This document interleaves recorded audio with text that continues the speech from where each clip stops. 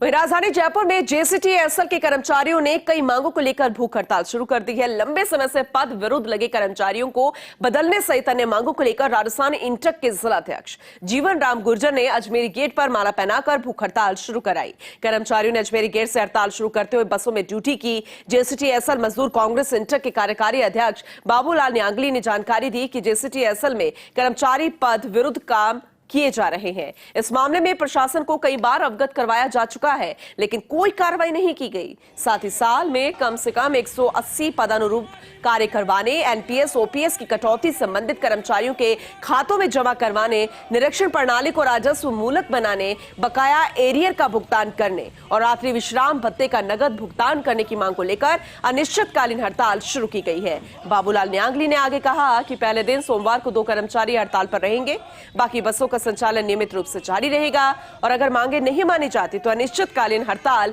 जारी रहेगी।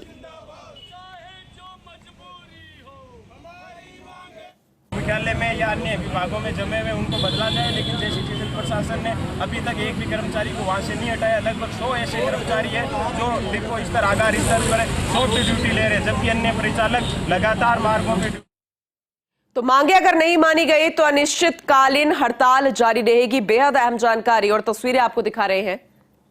कई मांगों को लेकर भूख हड़ताल पर कर्मचारी कर दी गई और डेप्यूटी एडिटर श्वेंद्र सिंह परमार हमारे साथ जुड़ चुके हैं, ज्यादा जानकारी उनसे लेंगे।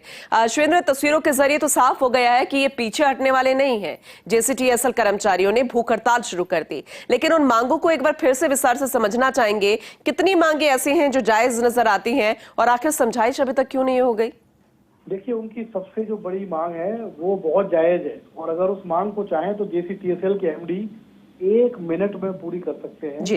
और वो उनकी मांग है कि लंबे समय से पद के विरुद्ध जो कर्मचारी लगे हुए हैं उनको बदला जाए, क्योंकि जेसीटीएसएल में कई सालों से ये धरना चला आ रहा है कि जो प्रभावशाली कार्मिक हैं वो उनकी भर्ती तो हुई किसी और चीज पर, लेकिन उनसे काम कोई और कराया जा रहा है। मान लीजिए कई कंडक्टर ड्राइवर ऐसे जिनको ऑफिसों में लगा रखा है और 3-3 साल से लगे हुए हैं, जबकि यूडीएस मंत्री जिनके अधीन आता है जेसीटीएसएल वो विधानसभा में कह चुके हैं कि 3 साल से लगे जो कार्मिक हैं उनको बदला जाएगा। कई बार इनकी वार्ताएं भी हो गई, कुछ बार इनको आश्वासन भी मिले, लेकिन अभी तक इनकी जो मांग है वो पूरी नहीं हुई है। लंबे समय से ये मांग है और अब उनका जो गैर जवाब दे गया तब उन्होंने कई और मांगों को शामिल करके, जिसमें रात्रि विश्राम भत्ता, बकाया एरियर, इस तरीके की कई मांगे, इनको लेकर भूख हड़ताल शुरू कर दी है। और ये बड़ा मूवमेंट है, खासकर ऐसे समय में जब विधानसभा चल रही है जी और सरकार काफी संवेदनशील है, तो इस तरीके की जो हड़ताल है वो अधिकारियों की कार्यप्रणाली पर सवाल खड़े करती है। चलिए ठीक है, बहुत शुक्रिया श्वेंद्र इस जानकारी के लिए।